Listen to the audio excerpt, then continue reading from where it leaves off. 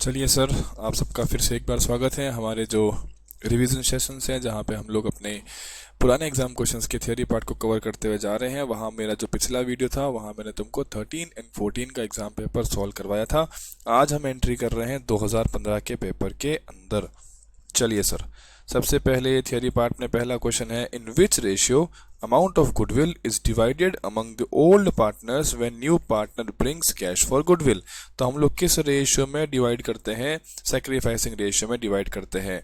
General reserve is distributed at the admission of new partner to old partners. Y?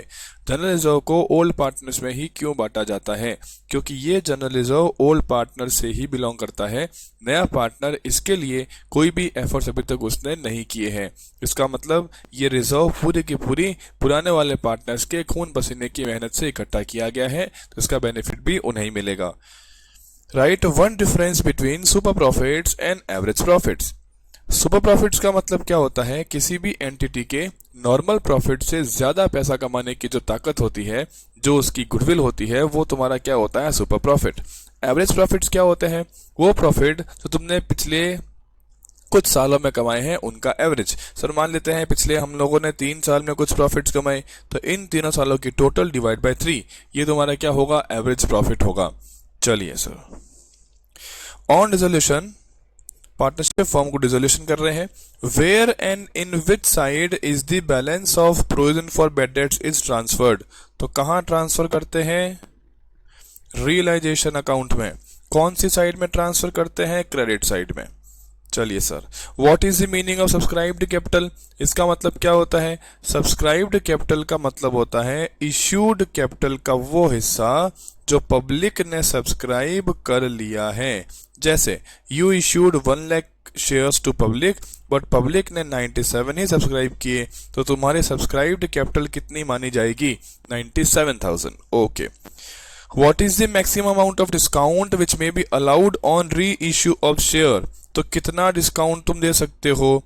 Up to amount of 4 feature.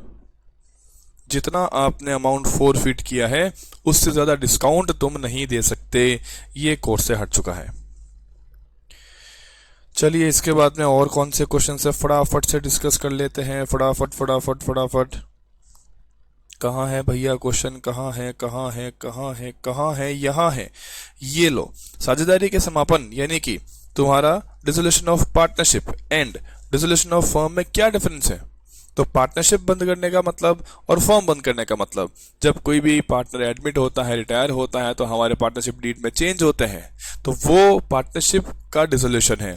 लेकिन अगर तुम business को बंद करते हो तो वो तुम्हारा फर्म का डिसोल्यूशन है। तो पार्टनरशिप को डिसॉल्व करेंगे तो उसमें बिजनेस कंटिन्यू रह सकता है, लेकिन अगर फर्म को बंद किया तो बिजनेस कंटिन्यू नहीं रहता है। अगर पार्टनरशिप को डिसॉल्व करते हैं तो पार्टनर्स के बीच में इकोनॉमिक रेशियो रहता है, यानी कि 3 पार्टनर थे, एक चला गया, 2 में आज भी रिश्ता है। बट अगर फर्म को बंद किया तो उस केस में पार्टनर्स के बीच में कोई भी रिश्ता नहीं रह जाएगा।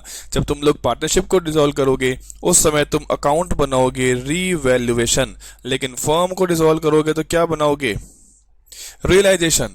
अगर पार्टनरशिप को डिसॉल्व करेंगे तो उस समय तुमको बैलेंस शीट को रिवैल्यू करना होता है, बंद नहीं करना होता। बुक्स को बंद नहीं करते हैं, लेकिन डिसोल्यूशन ऑफ फर्म के केस में तुमको बुक्स को भी बंद करना पड़ जाता है।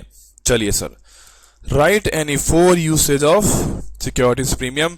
ये तो फेवरेट क्वेश्चन है। सेक्शन 52 सबसेक्शन 2, खुद के शेयर्स को बायबैक करने के लिए, प्रीमियम ऑन रिडम्पशन को राइट ऑफ करने के लिए, कंपनी बनने से पहले जो खर्चे लगते हैं उनका नाम क्या होता है?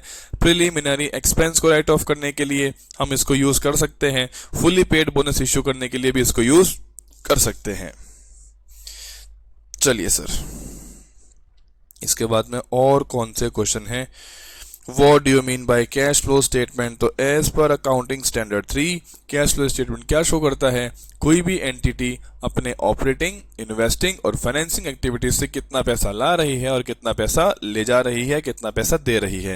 Right any one limitation of cash flow statement. सबसे बड़ी लिमिटेशन क्या होती है? ये तुम्हारे सिर्फ और सिर्फ कैश के फ्लो को बताता है, ये इनकम को रिप्रेजेंट नहीं करता। कैश फ्लो बनाने के लिए आप लोग अकाउंटिंग स्टैंडर्ड 3 का डीप नॉलेज होना आवश्यक है, उसके बिना आप कैश फ्लो स्टेटमेंट नहीं बना पाएंगे। चलिए, ये आपके कोर्स में नहीं है,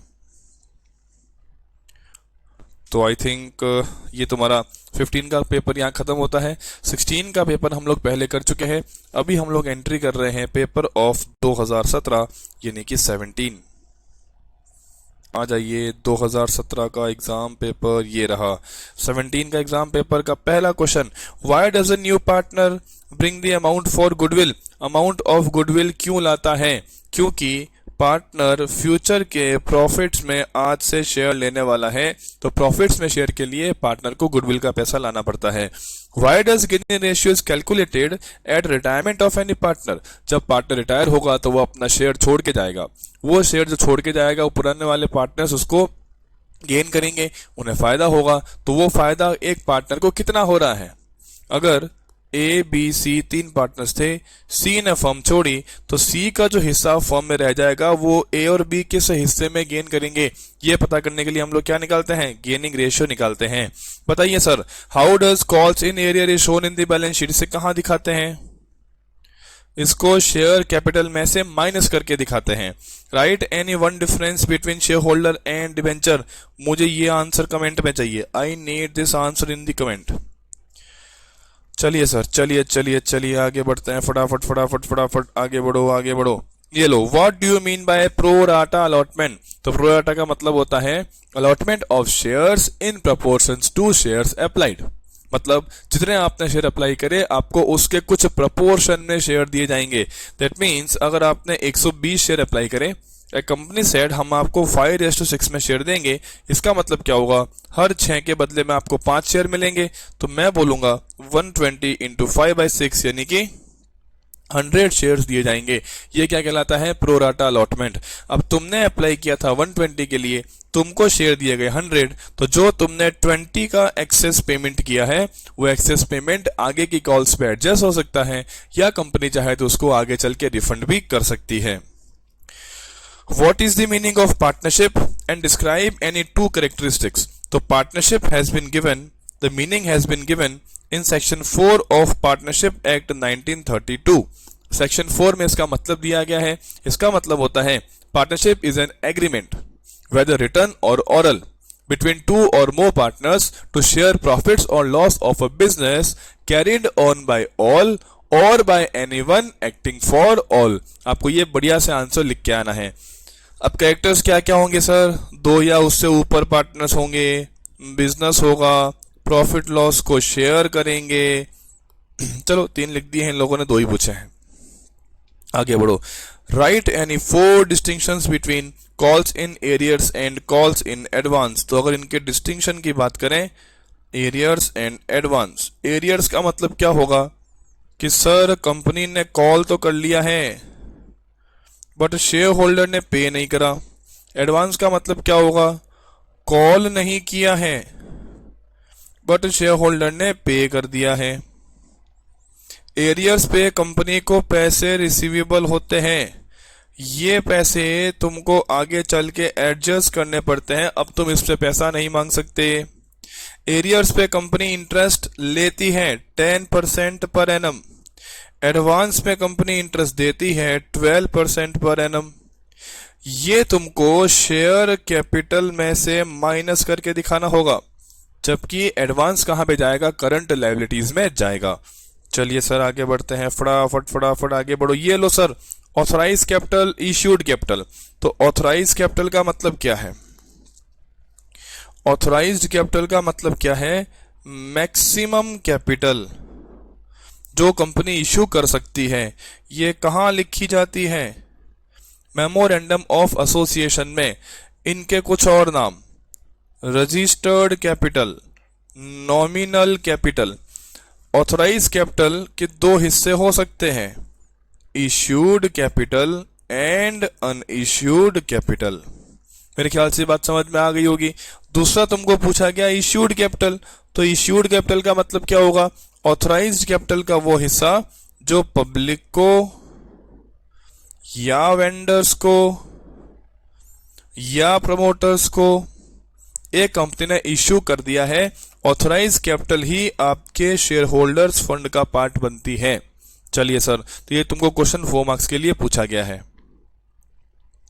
आगे बढ़िए, फटाफट फटाफट फटाफट आगे बढ़िए, बढ़ते चलिए बढ़ते चलिए बढ़ते चलिए। लो भैया, difference between operating and investing activity. तो ऑपरेटिंग का मतलब क्या होगा? Core business activity, this will be your operating activity. लेकिन if you invest in the fixed assets or some other investments, तो उनसे जो भी तुमको एक्टिविटीज हो रही है सारी की सारी इन्वेस्टिंग एक्टिविटी कहलाती है। Right any one objective of cash flow statement, ये तुम्हें क्या बताता है? ऑपरेशन से, इन्वेस्टिंग पार्ट से, फाइनेंसिंग पार्ट से आपके पास कितना पैसा आ रहा है, कितना पैसा जा रहा है। चलिए, ये कोर्स में नहीं है। चलिए फटाफट आगे भागते रहिए। चलो सर चलो, कल एग्जाम है, तुमको पढ़ना पड़ेगा। Very very good. अब हम 18 के पेपर में आ चुके हैं, तो इसका हम लोग नेक्स्ट वीडियो बनाएंगे। आई एक्सपेक्ट कि वीडियोस तुमको हेल्प कर रहे होंगे। जिन्हें आपको लगता है कि ये वीडियोस मिलने चाहिए, अब उन्हें भी फॉरवर्ड करिए। कोशिश करिए सब बच्चे अच्छा स्कोर करें। Thank you.